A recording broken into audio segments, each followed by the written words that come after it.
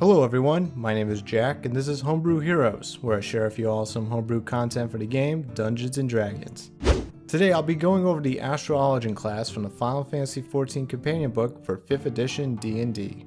Created by Reddit user SilentSoren, this is a massive project that has been worked on by redditors and players for over 3 years, resulting in a guidebook filled with races, classes, and spells based on the popular online fantasy game and remade to fit into any campaign setting.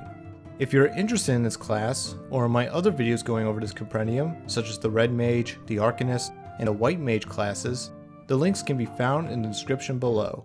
With that said, let's begin.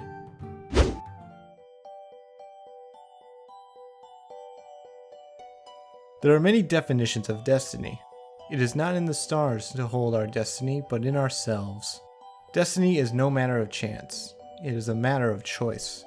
It is not a thing to be waited for, it is a thing to be achieved. I figured being fat was my destiny, but to Astrologians, destiny comes in the form of a deck of cards.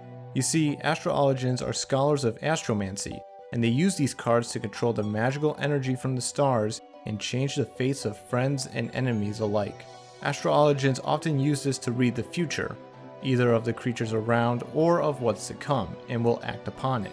Will they use it to change the course of the future, or to make certain that it will come to pass? That is for you to decide.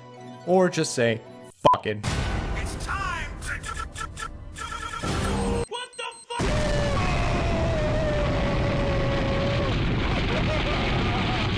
For the class features, you'll get a d6 for hit dice, which is the same hit dice as wizards, sorcerers, and white mages. You'll get proficiencies in some weapons like daggers, quarterstaffs, and light crossbows. You do get a tool proficiency in divination decks, letting you be able to use your deck's full potential. The saving throws you're proficient in is in wisdom and charisma, and you'll get to obtain 2 skills from a list of 6 skills. The Astrologian gets their spellcasting at level 1, and is very similar to the spellcasting of warlocks and white mages.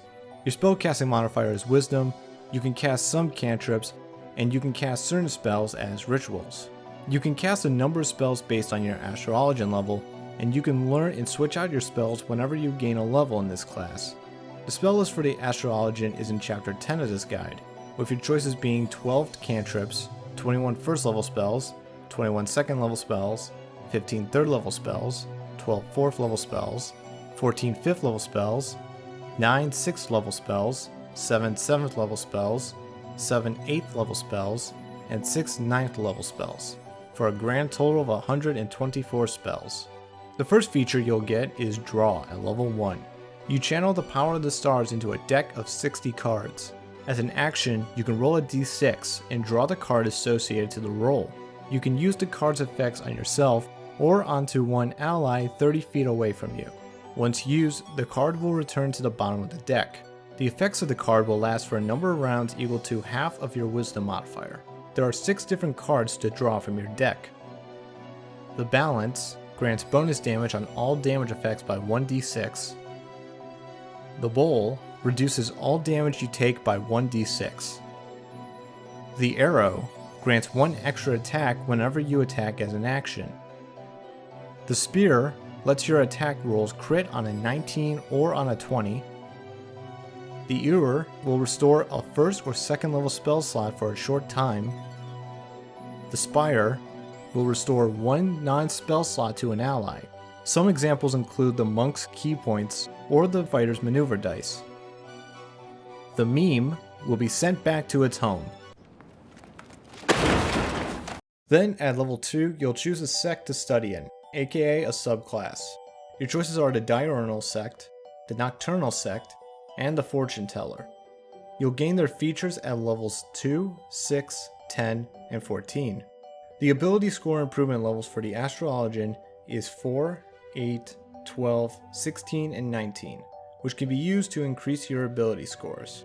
The next feature is Spread at level 5. Whenever you draw a card, you can draw a second card as a bonus action and add it to your spread. Think of the spread as your hand. Cards in the spread won't activate until you use it as a bonus action. You can hold up to 3 cards in the spread at any time, but they'll expire during a long rest.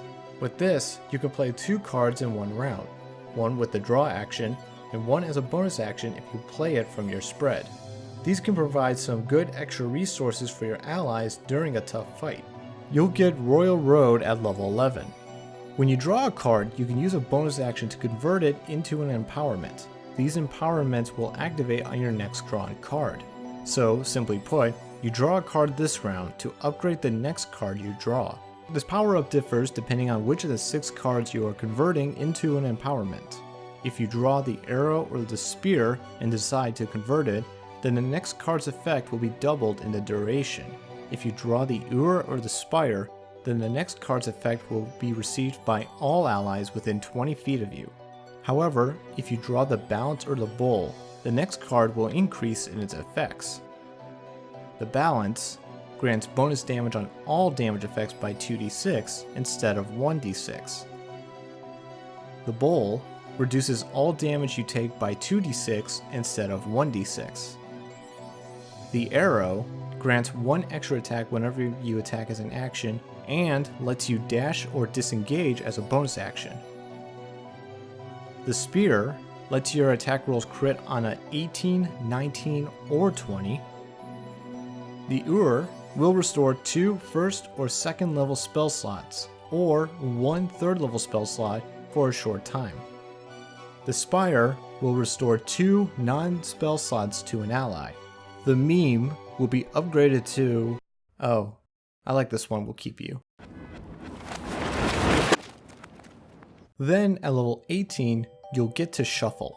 This will let you use a bonus action to redraw from the deck if you drew a card as an action and you didn't like what you got. The first card you draw will go back into the deck, and you'll get to draw again and use the new card's effects. You can only shuffle 3 times per rest, so choose your redraws wisely. The final feature is Time Dilation at level 20. By expending a use of draw, you can extend a current card's effects by 1 round for 1 creature. The usefulness of this feature depends on the situation and the effect. You can only draw up to 12 times per rest, so spending a use to extend one effect seems like a waste. But if the effect is greatly needed, then burning off some uses to continue it might not be a bad thing.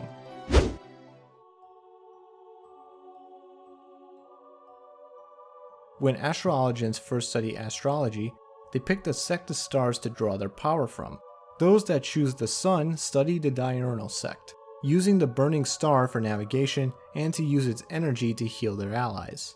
First is SUCCOR of the sun. When you're casting a healing spell of first or higher level, you can add additional hit points equal to 2 plus the spell's level. For example, if you're casting Healing Word at first level, you can heal 1d4 plus your wisdom modifier plus 2 plus 1 hit points. This is the 3rd time this ability has shown up in the Final Fantasy classes, with the Arcanist and the White Mage also gaining this feature. What can I say, it's a good healing buff. At this point everybody should just have it. The other level 2 feature is Eyes of Azima. With this, you can expend the use of draw to gain advantage on perception checks for 1 minute. Now you'll be good at cheating at children's card games. The next feature is Diurnal BENEFIC. By using the power of the sun, you can grant a regenerative effect to your allies if you heal them. Your allies will recover 1d6 hit points at the start of their turn for a number of rounds equal to your wisdom modifier. You can only embrace the sun's blessing this way once per long rest. At level 10 you'll gain Lightspeed. As a bonus action, you can cast a 1st, 2nd, or 3rd level spell by expending a number of draws equal to the spell level. So if you want to cast a 3rd level spell, you would have to spend 3 draws to do it. This would let you draw a card, then cast a healing spell in the same round, which could be quite handy. The final feature is Blessing of the Sun. When you're rolling healing dice thanks to a healing spell, so instead of healing for 2d6, you can just heal for 12.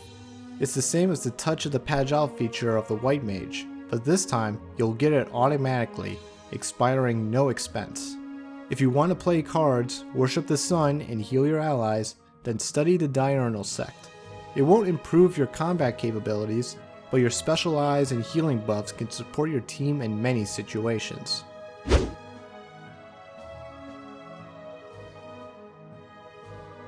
The next sect you can study in is in the Nocturnal sect. Instead of using the sun, you'll be using the moon to draw power from. With its energy, you can fight alongside your comrades and use your cards to assist you in combat. just like Kaiba. 今だけはカードの引きに幸運をもたらすな。許せ。 The first feature is Mage of MENPHINA. This will grant you proficiency with one-handed simple and martial weapons, light armor, and medium armor. You also get 1 extra hit point when you level up as an Astrologian. In addition, as a bonus action, you could expend a draw to predict your enemy's next moves. This will let you move around without provoking opportunity attacks until your next turn. Also, you'll get some new spells when you study in the Nocturnal Sect. This is the only subclass to grant additional spells. You'll gain some new spells like Witch Bolt, Moonbeam, Elemental Weapon, Dimension Door, and Cone of Cold. The next feature is Nocturnal BENEFIC. Similar to Diurnal BENEFIC, you can use the power of the moon to empower your healing spells. Instead of granting regenerative abilities, you'll be handing out temporary hit points equal to your wisdom modifier in the form of D4s. So if your wisdom modifier is 5, you'll be giving them 5d4 temporary hit points. At level 10, you'll get MALEFIC Attunement. If you used your action to cast a 2nd level spell or lower, you can use a bonus action to make a melee attack. You don't have to expend any of your draws to do this, so cast and swing away. The final feature is Rage of MENPHINA. With this, you can empower another creature with the moon's energy, granting him an additional 2d6 force damage for their weapon attacks for the next minute. That's a lot of free damage, but you'll have to be within 60 feet of them to maintain the blessing. This is for those that want to fight and read cards at the same time. It's the opposite of the Diurnal Sect, but you'll get 1 temporary healing feature, some new spells, and some new toys to play with.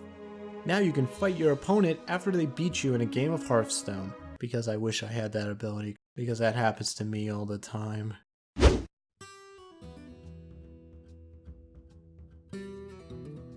The final subclass is the Fortune Teller.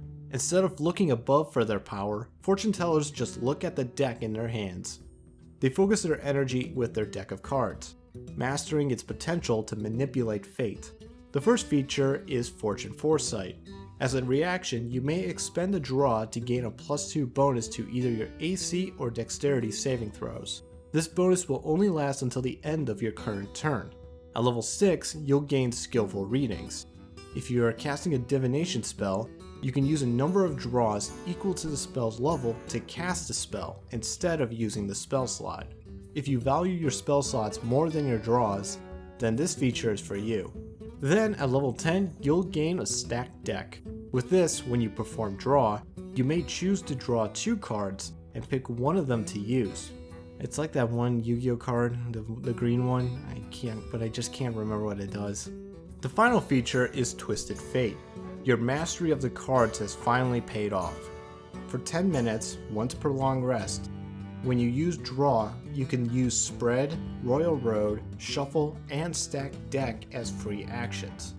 This means you can save a card for future use, draw 2 cards and pick the best result, shuffle your drawn card to draw again, and convert your drawn card into an empowerment for your next card, all in one round. This can save your bonus action to do something else, like using a card from your spread. You'll still be using your draw uses to do any of these features, so don't go all in unless you're about to win.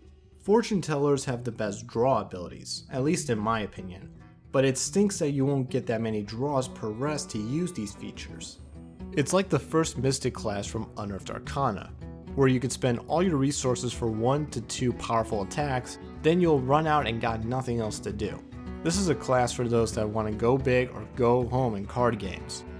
And with that, that was the Astrologian class of Final Fantasy XIV. Let me know in the comments of your thoughts on this class. Is it balanced? What changes would you recommend? Anything like that. Also, let me know of other homebrew you'd like me to go over in the comments below as well. The link to this compendium and to my other D&D Final Fantasy videos can be found in the description below. Thanks for watching, everyone. Be sure to like and subscribe for more homebrew content and other things. Darkness of motorcycles!